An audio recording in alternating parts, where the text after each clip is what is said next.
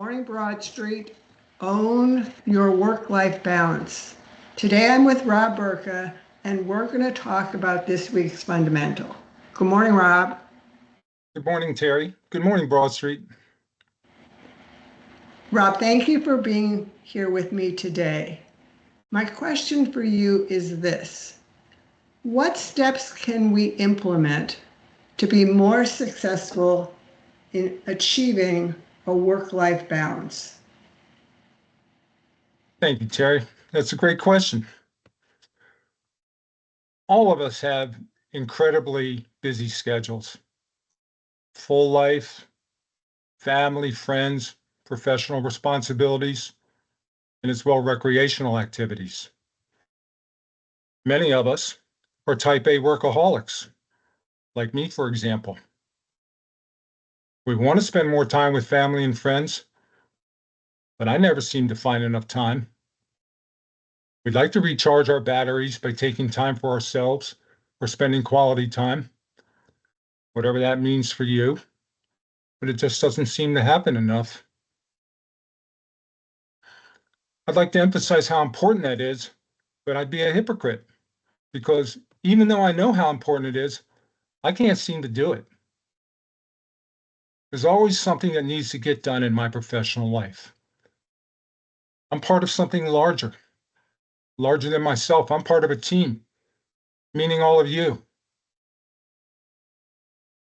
I really don't want to let you down or cause some added work or stress in your life. So I'm always putting myself second, or the things that I would like to do, like write a book, meditate more regularly, exercise more often, which I know makes me a better person with less stress, but I always seem to sort of carve off personal time, my personal time, in favor of this bigger picture. I suppose it comes down to what I personally value more. I made a conscious choice. It's a personal decision that I was going to give 100%. There's only 100% of me. And so the scales of balance are 90% professional, 10% life. We could tell ourselves to create blocks of time to work and play, but for me, that's not going to happen. But I hope this chat helps you. I suppose it comes down to prioritizing what matters most. That's a personal choice, a decision you have to make, whether it's family, health, personal passions, Broad Street. But I think the key is to recognize when it's time to push away from work. Yet we can't lose sight of the relationships and moments that bring us joy outside of work. I think the most important thing to appreciate is ourselves. Make a decision, remind yourself, don't overcommit, remind yourself to prioritize your non-work related relationships. We can't continuously reduce our time for rejuvenation, for sleep, for rest, for happiness until our lives become robotic or we get sick. That's a decision you have to make. For me, getting enough rest, making time for people who are important to me, paying attention to my health, that's what's truly important. I can only put it off so long before there's a price to pay. I don't want to pay that price. So I walk a fine line between work and life. I draw the line deeper in the sand when I begin to notice that people around me who love me are sending me signals that I need to back down and be good to myself. All of you draw the line in different places. But wherever that is, don't lose sight of being good to yourself, because when you're happy, when you're well rested, all the rest works itself out. The world bends to your will.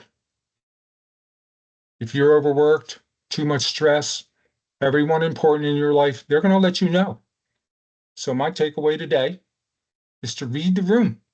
Pay attention to the people who are important to you, and most importantly, take stock of your well-being. Everything else will work itself out and will be right as rain.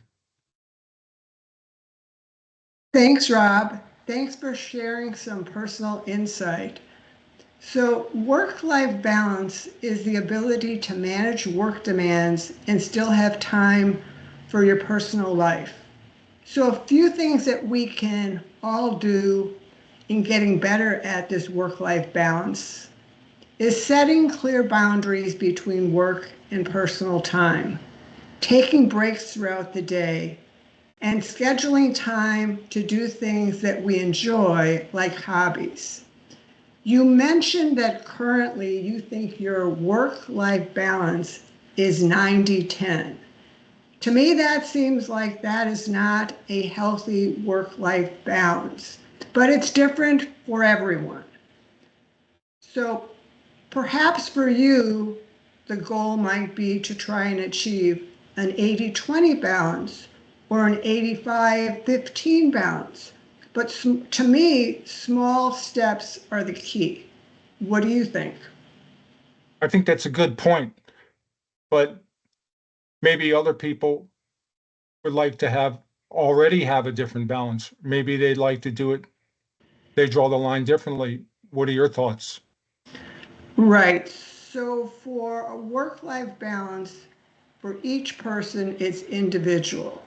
My point was just that right now, 90-10 doesn't seem ideal. So perhaps you could strive for 80-20 or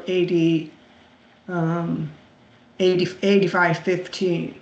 So a follow-up question along what we're talking about is how can we help our team and our team members achieve this very, very challenging goal of work-life balance?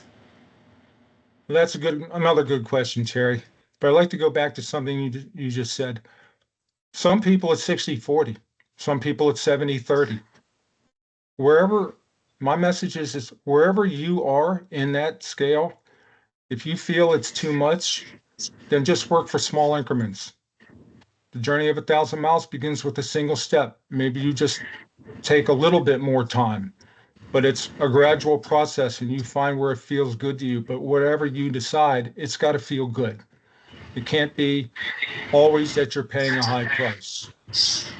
In terms of your question, I think we have to slow down. Don't get stick. Be good to ourselves and stay conscious of your team. Set a good example. Show them how to push away, take time off, take your vacation time, go see that doctor, break up the day, take time for lunch if you're in the office or at home. Make that phone call to your significant other or your kids. And definitely keep it jovial and friendly. Don't sweat the small stuff. Take your mental health day off, check in with your leadership, and don't be afraid to ask for support. If you're a department head, make sure that the workloads are manageable. Make sure you foster an open line of communication by regularly checking in with your team members. Maybe sponsor team activities. Definitely celebrate the small wins.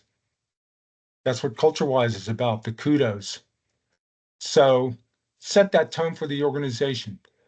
Let everyone know that it's okay to take a step back without fear of negative consequences. I do that all the time because it's important to me that everyone I'm working with feels good.